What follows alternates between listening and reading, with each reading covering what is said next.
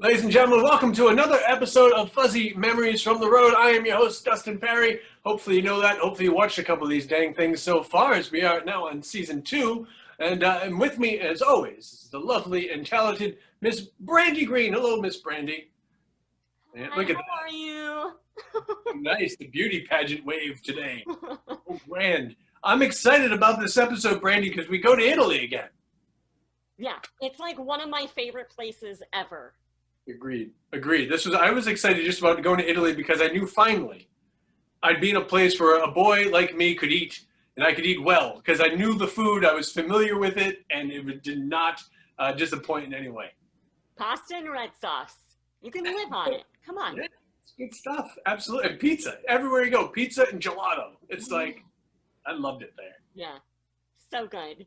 There were some ghosts and things and castles and other happenings, but I remember the food. the As you should. I mean, when you go to Italy, it's kind of the predominant. You have, you have Rome, you have all the history stuff, and then there's the food. Yeah.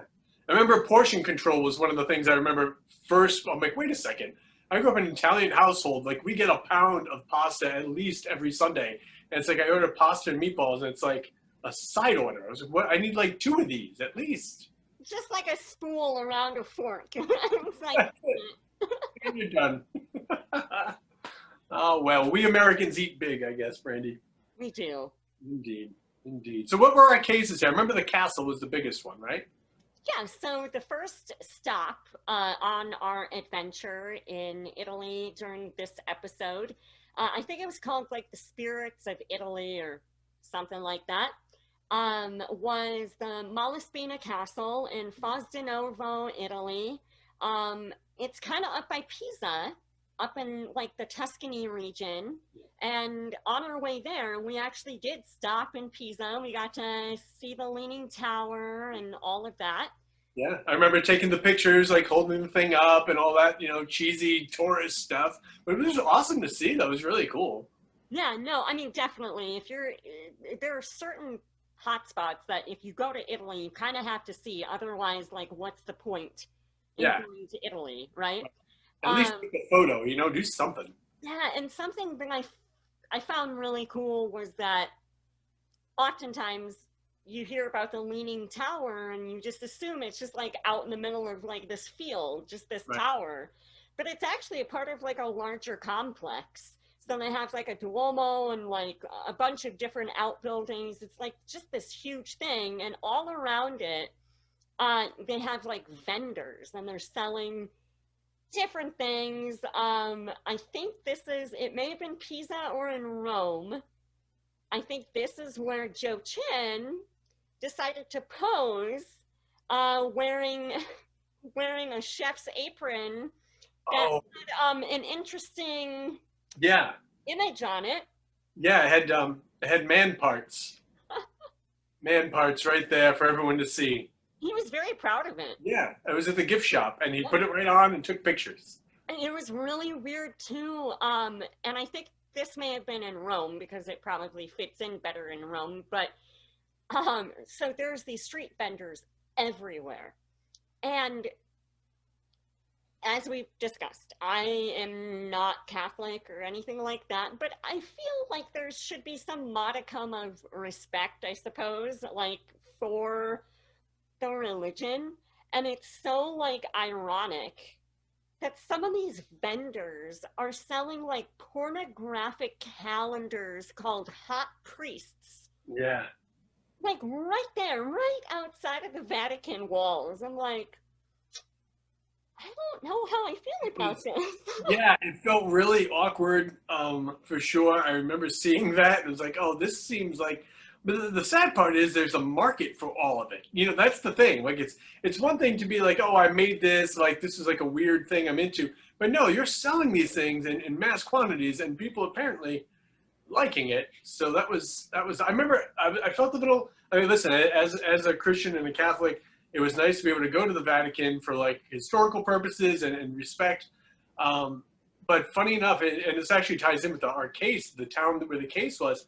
I remember going there just like I did in Notre Dame and not feeling like any spiritual connection. Like I felt like I was walking through a real expensive museum or like business. You know, it's like the statues amazing, the lighting beautiful, the history great, but I just didn't feel like, you know, this is God's house. This is the place where they sell the pinup calendars outside in a cart, and it just seemed kind of weird. Right. And then ironically, we have the statues where they took all the male parts off because that was offensive to Christians, but Right. you have to sell them right outside. Right. And then you have, of course, the nuns that are walking, you know, next to each other outside of the Vatican, like chain smoking. It's so strange. It's Europe. It's a different thing over there, you know. It really is. I remember I was wanted to go see the Colosseum, and I think we still could, but it was ridiculously expensive, and part of it was under construction. And I was just like, I kind of want the full experience, you know. It's like, oh, it's just they're working on it still. We'll have to go back there someday, Dustin. I Let's suppose investigate the Colosseum. Let's that find would be grand. gladiator ghosts. Yeah, right. Get some old like tiger and lion EVP. Who knows? So that was kind of jumping ahead into Rome, which is where we decided to do, I guess, a very, very long day trip. Yeah. Once we were at Malaspina Castle on one of our days off. So Malaspina, again in Fosdinovo, up in the Tuscan region. Yeah. And this place Very hilly, lots of hills, mountainous. On a mountaintop. And these roads were not built for modern vehicles. No. So the castle was, I think, constructed in like the 11th century or something. A lot of history. There's claims that Dante stayed there, and that's actually where he got inspired to write his Inferno. Mussolini apparently stayed there. Like they have a room that they call like the Mussolini room. Right. And the Inferno thing was because of the stairwell, right? Was that the deal? Yeah, I believe, if memory serves, there's this old staircase built of stone, of course, that it descends into like a very dark kind of, I don't want to say dungeon. I don't really know what the area was, but apparently it creeped Dante out enough to, you know, be inspired to write about hell. So there's that. And there we are. I do remember we've had a number of cases. This kind of keeps coming up. It's like a theme. Like we had the Hitler theme. Yeah. And we have another theme that we found often. And a lot of these places have the young girl that is walled up alive by her father because she fell in love with someone she shouldn't have fallen in love with. Yeah. And this is one of those places. This was dating before Tinder. It's pretty much what was going on here. She fell in love with like the stable boy, and his class level didn't match their class level. So as the gentleman from the other castle said, what a lovely way to kill your daughter, wall her up alive. And well, I feel like that's probably just the standard. Yeah, that was the way of the times. It's like, well, you know what you did. Yeah, it's almost like the Code of Hammurabi, you know, like, oh, you do this, and this is what happens to you. Yeah, right. That's so right. That you apparently love the stable boy, you die behind the wall. Right. I don't even know if I made this episode. Like, I know I did the case download. You were in the call. Yeah, I was in like the evidence review scene, but I really don't think like any of my I remember investigating with you down in like this basement section. I think it was the same room that the girl supposedly was walled up in. Mm-hmm. And a bunch of other things. I know you and I investigated with, they had a little dog. Oh, that poor thing. I really feel bad. I remember. The dog. Yeah. I remember getting an email from the guy, and he's like, "What did you feed my dog? She kept throwing up." That's so sad, but like, you think an Italian dog could eat a lot of cheese? Apparently not. It was What was white its name? cheese, so at least it wasn't the orange kind that is really bad. No, it's good. Fresh mozzarella. Like, there Yeah. you go. Um, What was because the I think dude's name? Peanut, Pina. Pina. Yeah, and so Little. I think this was only the second time that I think for me on the show I had ever actually utilized a dog during an investigation. The other one was at Hrad Huska with Ty McGee. And Bobo, the urinating dog. Yeah, yeah. You know, I think I'm wearing the same shirt from that, and it still got, A kind of stinks a little. little bit. No, yeah, so sometimes we did utilize animals if they were a part of the claims. Yeah, the story. I think the claim was, of course, like the typical, "Oh, he'll never go in that room." Right. Unless you give him cheese. Right. Once you give him cheese, all bets are off, and like he does not care.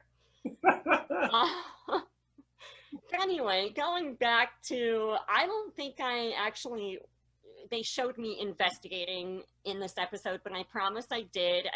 There was nothing memorable that really happened during my That investigation. happened a lot. Like, that happened a lot with the show. Like, you know, if you're watching at home, you're like, oh, like that person was in the car, but I never saw them do anything. And then they're at the evidence review scene. It doesn't mean we didn't investigate. It's just, if you weren't there for the capturing of a big part of the evidence or the story arc of what went on throughout the night, then due to time constraints, you just got, cut out. So that was just the way of it, but it doesn't mean you still didn't put in the work. Doesn't mean you didn't do the evidence review or all the other things. It's just the way it went sometimes. There's plenty of times I was, even though I was on the tour, then I was there with the client download, and apparently I was just eating cheese somewhere in between with the dog. You were just eating cheese in a giant bathtub. Yeah, that was only in France. Yeah. That was good. But this town was one of my favorite little towns, though. Like, out of all the places that we've traveled, and we've kind of talked about before, like it wasn't really like a town. It was a town unto itself, but it was like surrounded in part by some of the walls of the castle, because at one time it kind of encompassed the whole thing. It was so gorgeous. And I remember one day I had set off. This I believe was the first time I had cappuccino. It all gets blurry, of course, but I remember the cappuccino. It got blurry because of the cappuccino. Everything happens. But I remember leaving the castle and walking down like those little cobblestone streets, and like you said, super tiny. And I remember the production vans having to back up several times just to get up there. But I remember going down to get coffee and having coffee at this place, having cappuccino. And then I went back and I was reading a book on a bench, and I looked up and there was like all these huge storm clouds like rolling in, and like being up in the mountains, you can see it. And it started to rain, and at first I took shelter in this tiny little church. And it, like I said, to me, it ties in with the Vatican experience, because when I went in this little church, I go down these little stairs. It was like a little basement church. No one was there, but somehow they still had like these little old looking candles that were burning. They were like kind of lopsided and looked like a fire hazard.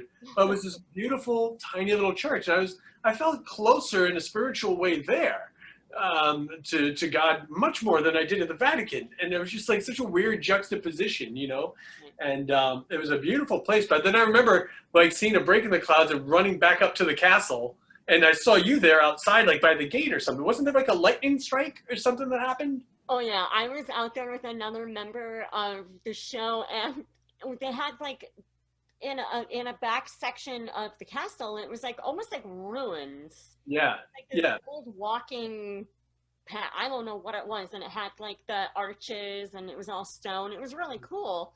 And the other cast member, they were on their phone at the time, on the cell phone, and I was out there, and I saw the lightning in the distance, and I'm like, you need to get off your phone, and we need to go inside. Like, you're gonna get both of us electrocuted. Yeah. These are like satellite phones at the time too. Oh, yeah. Yeah. Like 2009 or whatever we were there.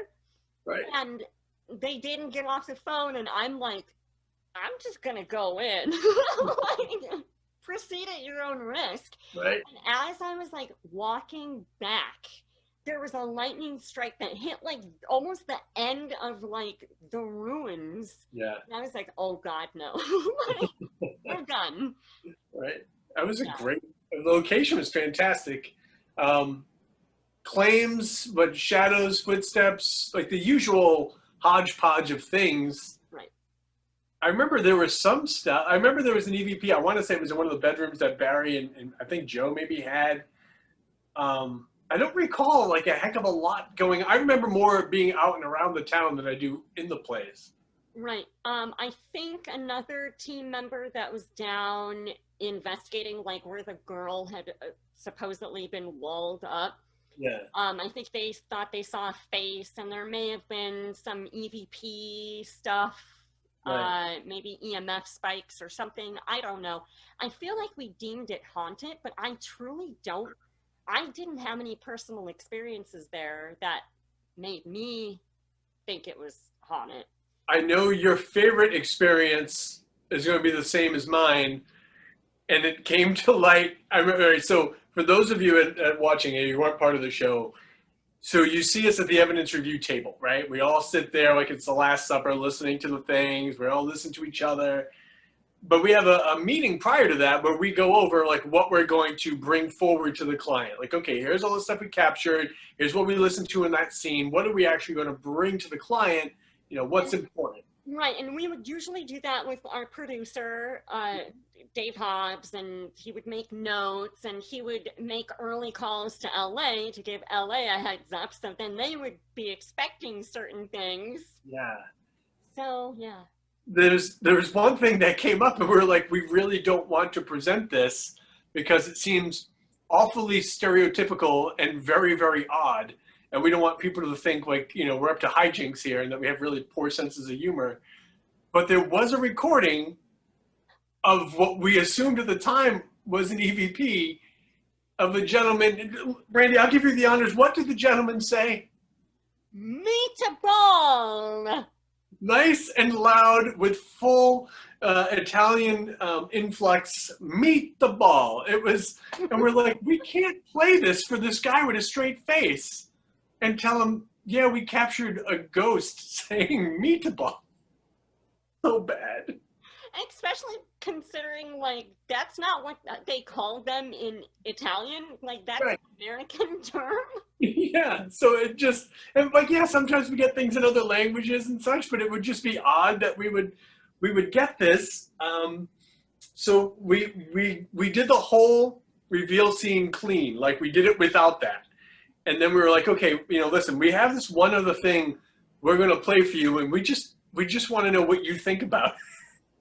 And so sure enough, we play it. We're trying to like keep a straight face, and the client just starts laughing. He's like, oh yeah, we were talking about that. They had made us dinner. They made us dinner, which they charged us for, but that's another story. But they made us dinner, and in conversation, they had asked, or somebody in production had said, oh, meatballs. And they're like, what do you call it? And then they said meat the ball really loud, and it was captured on one of the recordings. Just Yeah, I think he said that it was so funny because they thought the term meatball was so crazy, and he said he was out on his balcony. That's right, yeah. Well, they stayed, this castle was huge, right? And they stayed in this small little wing of the castle that they had converted into like an apartment, basically. And he said he was standing on his balcony that night, and they were drinking and having fun, and he yelled, "This is so crazy! Meatball!" Like out into the wilderness from the mountaintop, yelling meatball, and we all, I think, collectively, like, just died inside. It was so good. One of the best not real EVPs that we had to figure out. Oh my God. But at least we figured it out. Like we didn't we're just like, hey, I mean, we were rational enough to be like, we don't think this is a real EVP, right? Like, what is this? Well, I always love too that, you know, I feel like we were always trying to be pretty straightforward with Dave Hobbs, saying, look, this is, because we would normally meet with him prior to us doing like our final sweep of things. Yeah. And so we kind of always told him, look, I mean, this is what we found so far. Right. But he would jump on the horn to LA and like he was explain, excited about that one. Yeah, we have this, and this, and it's amazing. And then when we wouldn't deliver on those things, it was like the wrath of Hobbes. Right? That was great. Why wouldn't you guys play that? Because it's not what we think it is. It's Dante Alighieri saying meatball from the dead. Oh, that's like the third circle of hell, I think. Meatball. Good Lord. So yeah, it was. We stayed at this place while we filmed, and like I think we stayed there for a good week at least. Yeah, for sure, for sure. We had the day away. We went to Rome, and then we had to film the other place. My room. I feel like we touched on this before. Staying in actual castles, not renovated hotel castles. I mean, like old school, legit castles. Right. Not fun. No. It seems really cool. I mean, in hindsight, like I feel like spoiled. I'm like, man, I know the accommodations are not top notch, but I would love to go to a castle again. You know, and that one honestly, just because of the town, was like one of my favorites. You know, it was definitely not the most comfortable, but it's such a cool thing to do. But yeah, I mean, there's no heat, so like you're freezing. I don't remember. Damp. It's always damp. My room was so damp. I had spiders all over like the ceiling and the walls. I had mold growing on like a wall. My sheets were damp, and not because of me. Sure. They were just like, it was that consistent, just ugh. Right. You sure it wasn't because of you? You might have been afraid of the meatball ghost. Might have been. I was getting the meat sweats. That's right. Brandy and the meatball ghost. My God. Hey, is this a place where Joe Chin was suntanning in the nip up on the roof? I think this was it. Yeah, and the maid caught him. Yes. Yeah. They had a turtle on the roof. They had a turtle. It was Joe Chin and a turtle. Sunbathing. On the roof. Yeah. And both of them were in their natural element. And I remember Joe was playing in this like town. They had like this one little restaurant. I feel like it was like a general store and a restaurant, kind of everything. And they had horrible soda that came in a can. I don't know what it was called, but it tasted like earwax. Like it was bitter and gross. But then they had like a random slot machine there, and it was like a ghost. It was like a paranormal slot machine. That's perfect for Joe Chin. And so, of course, Joe Chin was playing slots like the whole time. That kid's so lucky. Like, it's ridiculous. Every time we do any events in casinos, like, there's Joe Chin, and he won. Like, of course he did. Yeah. It's ridiculous. God bless him. Yeah. So when we were there, we did go to Rome. Mm-hmm. I remember it being like like a 3-hour train ride. Yeah, that's why I needed that cappuccino. Stay awake for that ride. It took a long time, and it was so hot. It was like 100 degrees outside on like cobblestone, like original cobblestone. So cool. And it was like middle of the summer that we were there, I feel like. So it was just so hot. Yeah, which is odd for us. Right. And I just remember going into the St. Peter's Basilica, and I know you said like it was cool and like a really great experience to be able to say you've been to St. Peter's Basilica, right? Right. But for me, which is so odd because you know me and we laugh about it, like I don't get the feelings. Right. Ha ha ha. But I did. I walked in, and it was almost like the same experience I had at the Cristo Redentor in Rio. The Yeah, Christ. that was amazing. I walked in and it wasn't because of like the religious relics or anything. For me, I think when I walked through those doors, it felt like I was being just hit by like a wall of like heavy air, like emotion. I don't know. They're trying to push you out because you're a godless heathen. I You're lucky I didn't start on fire. I know, right? No, but you know, you look around and you have people from different countries on their knees begging for a miracle, you know, on one side, and then you have the tourists that are just like, "Oh my God," on the other side, you know, and it's just this really culmination, I think, of so much energy Mm. being given off. That I think that just really affected me, and I Yeah. was not expecting that. I remember really liking the light in there, like the natural lighting, the way it came in through the Yes. windows and everything was just amazing. Like it really was beautiful. It really was very beautiful, and I remember we saw the Pope interred. Hmm. Um, you know, he was like covered in wax Yeah, and all of that. That was really cool. We saw the Swiss Guard standing outside. yeah. Um, yeah, no, I really loved Rome. We saw the Colosseum, like you mentioned. We went to the Arch of Constantine and Trajan's Column and all of those really cool places. Yeah. Um, I didn't go. I don't know if you did. I didn't go to the catacombs. Oh, yeah. I didn't go to them there either.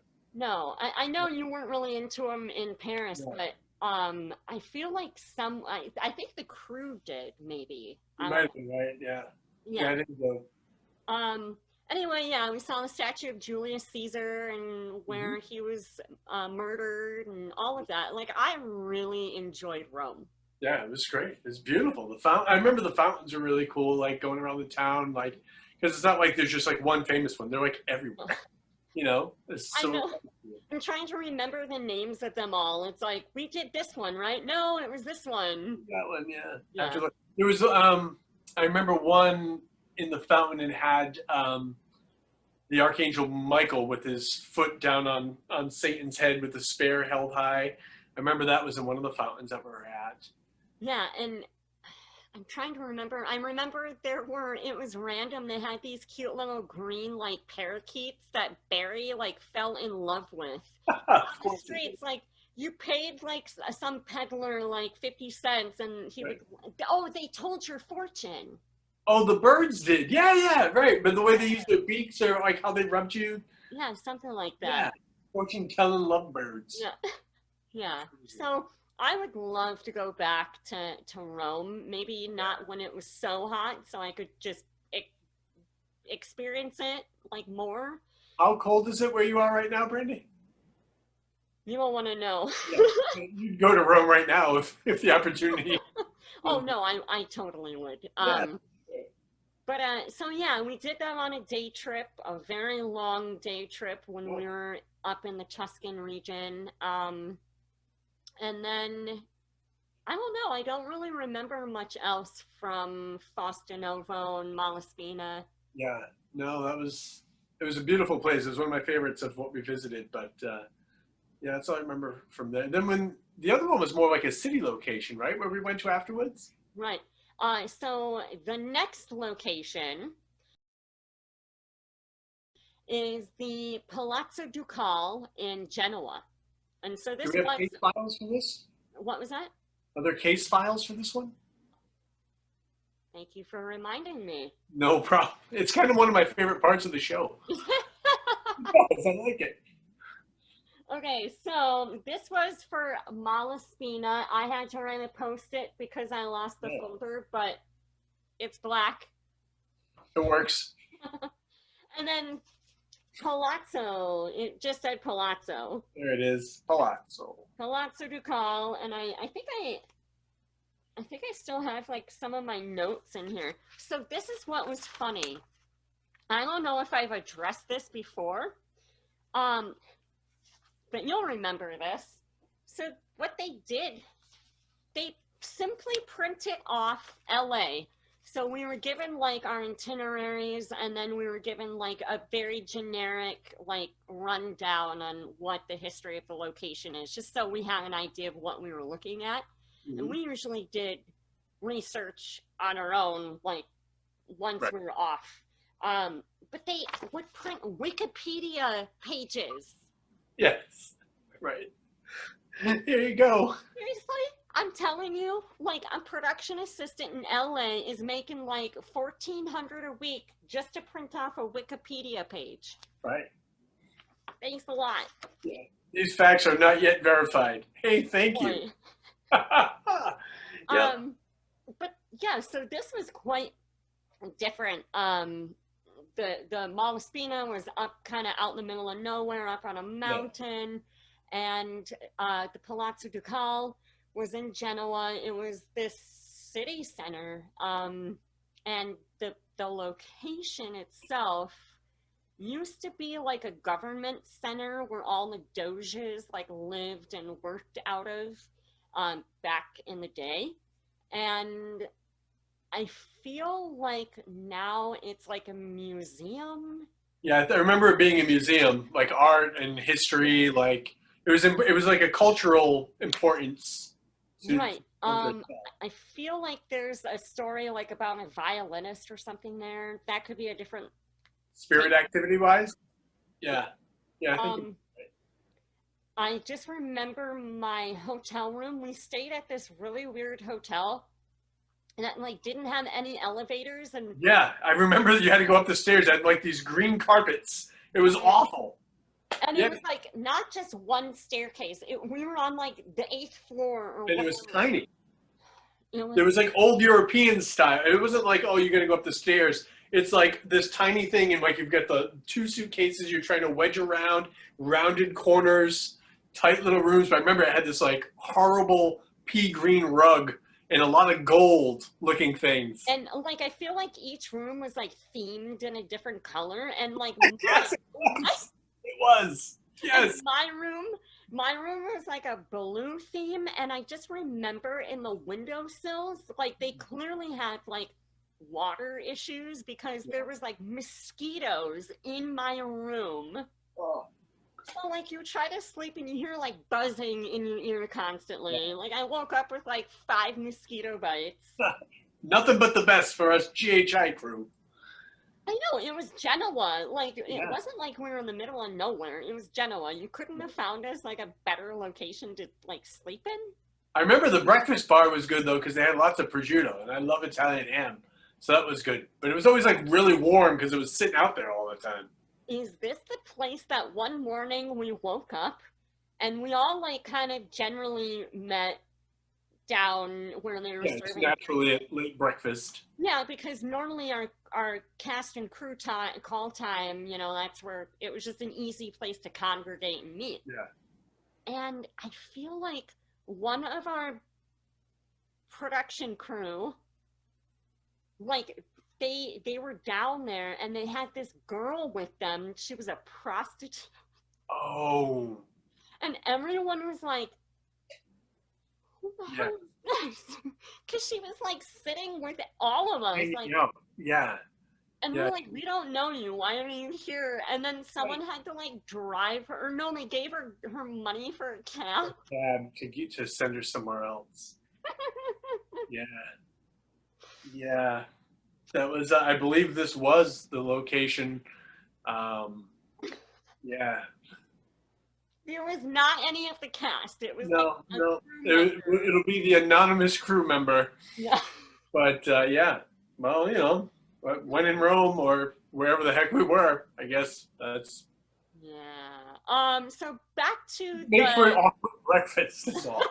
It really was, and you could tell on like I feel like even the other crew members that probably hung out with them the previous night were so hungover that they didn't even remember who she was. So they're like, why is she sitting next to me? Oh Lord. Good times. Maybe somewhere out there she has her own Fuzzy Memories YouTube show, and we're all a part of it somehow. Oh Like man. breakfast with GHI. Yeah, yeah. So the location again, the Palazzo Ducale Art Museum or something. But I feel like they also had they had hosted like the G8 Summit or something. I believe you are correct. I apologize as I'm getting some Adobe Flash Player nonsense. I made it go away. Yeah. Yeah, So I think I that think you're right. Yeah. yeah, I think that they hosted the G8 Summit there at some point. It was, a pretty important location. I just remember they had a huge staircase outside that led up Yeah. to the entrance. Right. It looked Um, like something like Disney would make, like an Epcot Center or something. Like it's a yeah, very beautiful building, but I don't remember I, anything going on. yeah, no, we deemed it not haunted. Nothing happened. I think we debunked everything, but this was a location that I think some of us actually got featured speaking in Italian or butchering Italian Yeah. rather. Um, but again, for all of those naysayers that always go to the same old line of, you guys were an international show. Why didn't you ever speak the language? Right. We Yeah. did. Poorly. Very poorly. Yeah. You know But what? It took me like 2 weeks in Italy to realize I was doing this, and then I felt so embarrassed. If you don't know the language, it's best just to speak as you normally do, where I walked around basically speaking broken English with an Italian accent for like 2 weeks and thinking this seems fine, and it's not. It's not. It was like I was from Mario Brothers and I'm just walking around like it's a me and like that's not how they talk, I and want a pasta. Where is it? I was trying to be like endearing and warm and like try to be in the culture. I'm like, well, my Italian neighbors when I grew up talked like this. So no, it doesn't work the other way. Um, so yes, we butchered the local language. Mhm. Nothing paranormal going on. I think we debunked everything there. Yeah. And the client was interesting. She was a very nice woman, but I remember she kind of had maybe let's just say a checkered past.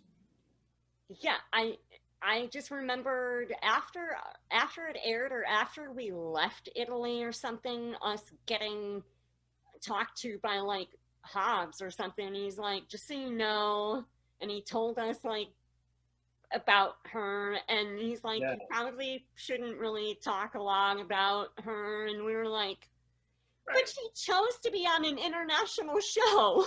Yeah, it was just like if you're trying to lay low, like you probably shouldn't be on TV.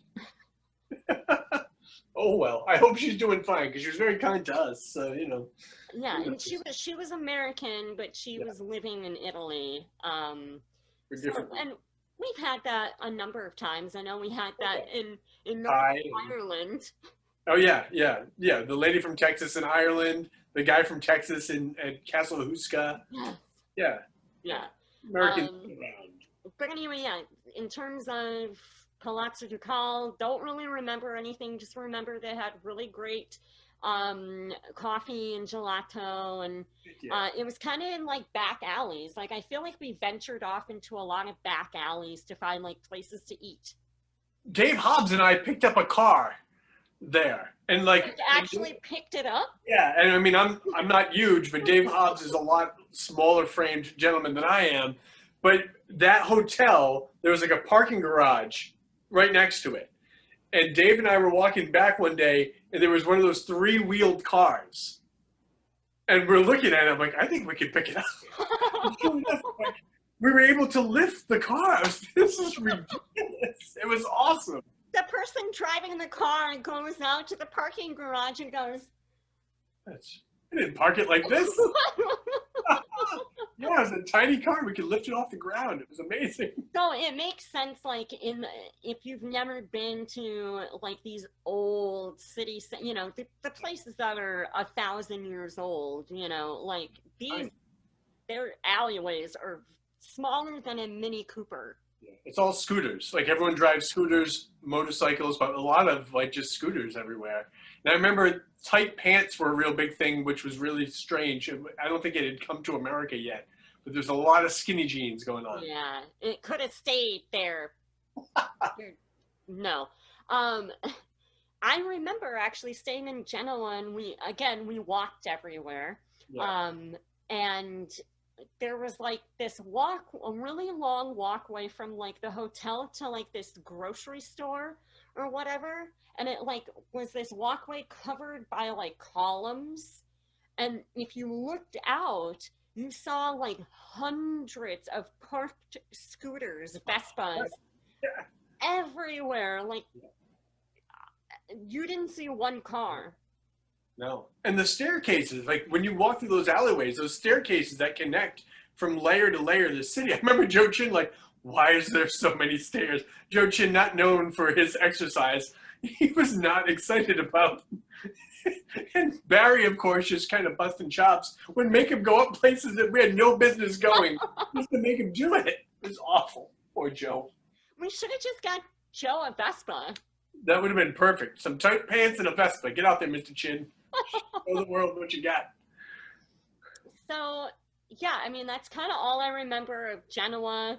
I feel like this was a solid episode, though. We had a good mix of like country and city.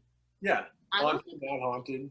I don't think we did any outings that made air. No, and they stopped making us drink wine at this point because they realized it was useless.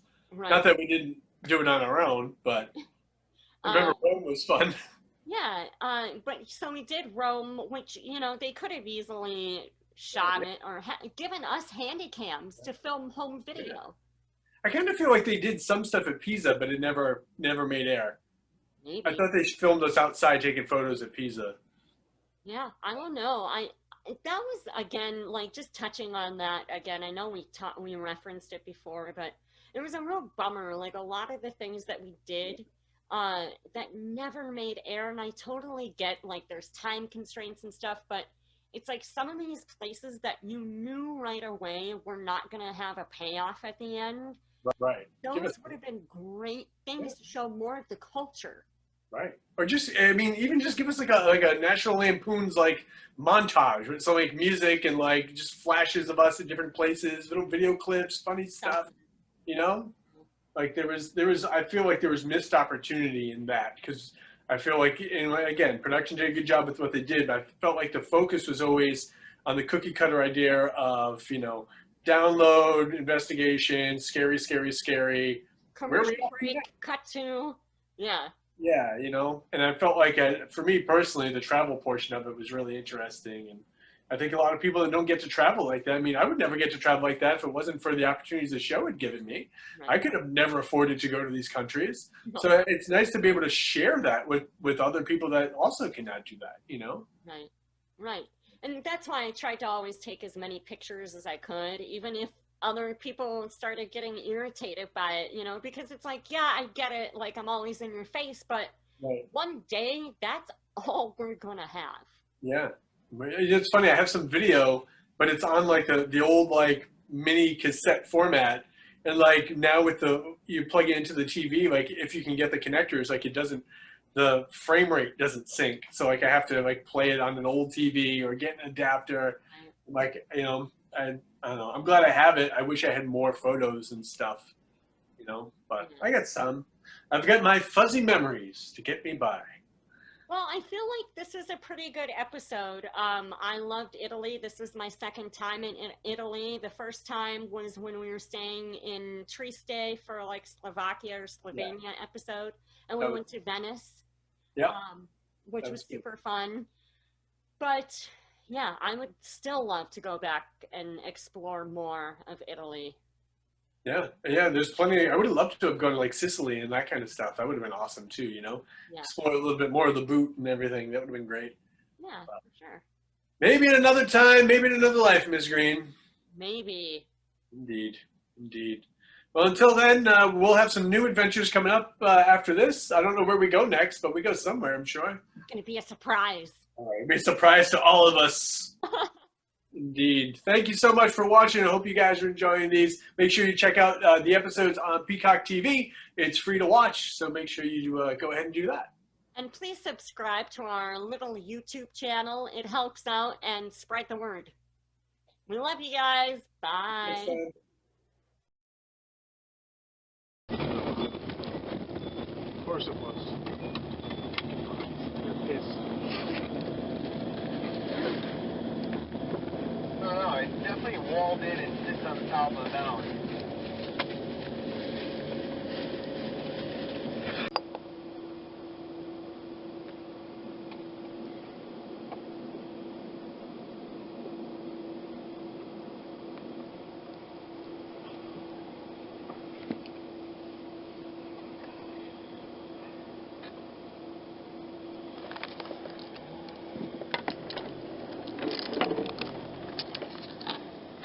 End of the road up here, so let's just park and we'll go find this guy. Sweet. Yeah. Wherever we can go.